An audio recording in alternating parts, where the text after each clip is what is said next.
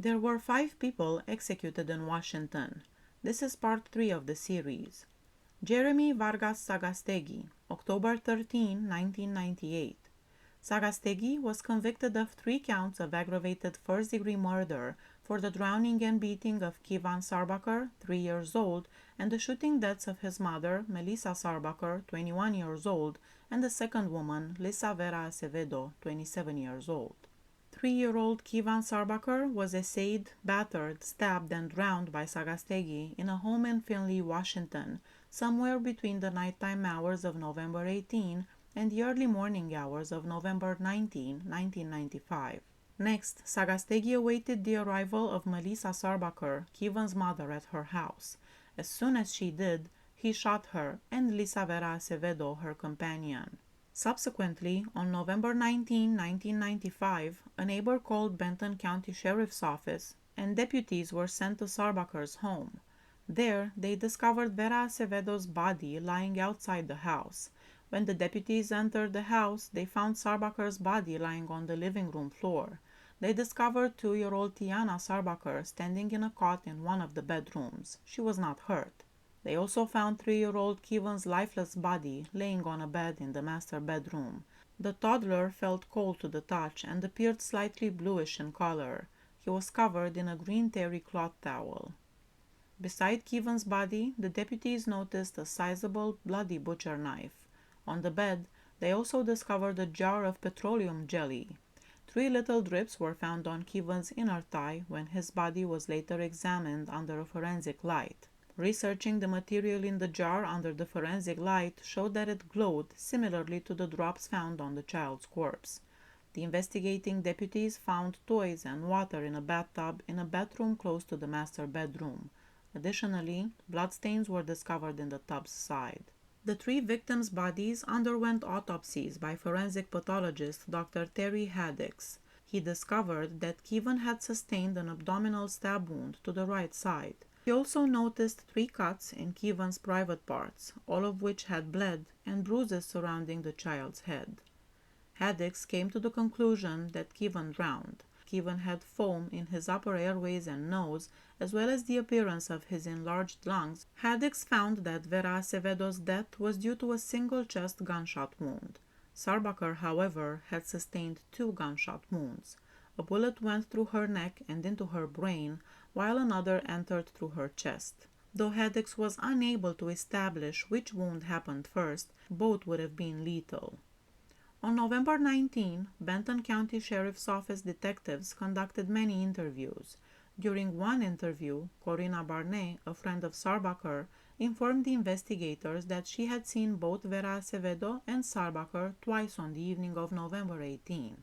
At one point in the evening, Sarbacher informed Barnett that Sagastegi was watching her 2 kids. Vera Acevedo's cousin, Karen Saddam, told the police that she was aware they were searching for Sarbacher's black Ranger truck. Saddam saw the Ranger vehicle in the apartment complex parking lot where Sagastegi lived the next day, November 20. She called the Benton County Sheriff's Office as soon as she noticed this. Sagastegi's roommate, Scott Peterson, informed sheriff's detectives the same day that Sagastegi had contacted him in the afternoon of November 18 to inquire about bringing Melissa's children over. According to Peterson, he turned down Sagastegi's request. He stated that Sagastegi might still be found in their flat and that he had never left the apartment since early on November 19. Detectives from Benton County quickly got a warrant to search Sagastegi's apartment. When the investigators showed up to carry out the warrant, Sagastegi was at his flat. When they approached him, they read him his Miranda rights, and Sagastegi said he would speak with the detectives and give up his rights. He continued by telling the detectives that something under the couch and a pair of keys were in his closet. The detectives searched under the couch in response to Sagastegi's statement, and under it they discovered a rifle with a brown leather strap. That gun belonged to Sarbacher's buddy Wes Boulware, who said he usually kept the weapon at the house where Sarbacher was killed. Additionally, the investigators took a pair of keys out of Sagastegi's closet and found that they would fit in the Black Ranger truck's ignition and door lock. I'm gonna read you some parts of Sagastegi's description of how the events unfolded. After stabbing Kevin, he put the child into the bathtub to make sure he was dead, and then wrapped Kevin in a towel so his guts wouldn't spill out all over the place, and threw him onto the bed. While waiting for Sarbakar to come home, he became angry because she knew he was nuts already, and she still asked him to babysit these kids. Sagastegi said that when Sarbakar entered the residence, he pointed the rifle at her. He described her reaction saying, "She's asking me what I'm doing with that and walks by like she's, like nothing." There was terror in that girl's eyes, but he thought the terror was more from her fear of what happened to her kids, and that you had to give her credit for that. Sagastegi said that after he shot Sarbakar, he got up out of his chair and asked her how it felt, and saw that she was already dead. He then went outside and asked Vera Acevedo the same question and saw that all she was doing was gurgling. He then told her to hurry up and die or something. Sagastegi was questioned by the detectives regarding the motivation for his crimes. In response, he called Sarbakar the worst mother in the world. He claimed that Kevin was going to grow up to be a molester, as he had been exhibiting symptoms of molestation, and in any case, he was a nasty child. Sagastegi informed the detectives that although the boy had no supervision, he didn't deserve to die, but most likely would have developed into a murderer in the future. Sagastegi continued by saying that Vera Acevedo's passing was an error.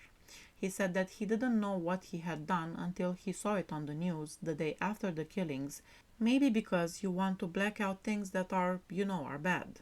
Sagastegi acknowledged that it was kind of a thrill to watch Sarbakar die, but that killing the baby was sick.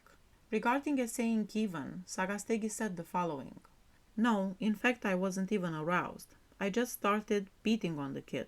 I wanted to snap his neck and I kept twisting it and throwing him around. And I'm not even aroused. Then I figured maybe I was getting off to this, so I tried messing around with him and it wouldn't work. So eventually it did, but I don't think, I was out to molest the kid in the first place.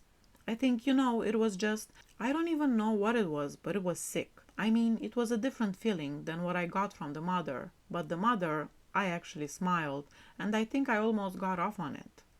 Sagastegi added that it felt good, and that he started thinking about going to Food Pavilion with the rifle and just start shooting people, but that he was a little tired, so he just went to bed. The convicted triple murderer refused to fight his execution. His mother filed for a stay on his behalf, but it was denied as Sagastegi was found competent, and therefore no third party, including his mother, could file on his behalf. He was executed on October 13, 1998 by lethal injection. He was just 27 years old. Sagastegi, the first person to be executed in the state via lethal injection and just the third since the 1960s, passed away at the state penitentiary in Walla Walla at 12:43 in the morning. He had no final words. The lethal dosage of chemicals, thiopental sodium, potassium chloride, and pancuronium bromide mixed with saline was given to Sagastegi by a medical team concealed in a room behind a two-way mirror by pushing buttons. After giving the witnesses a quick glance, Sagastegi fixed his gaze on the ceiling. His breathing appeared to be in rapid spasms after a brief moment. He fluttered his eyelids. He was out of breath.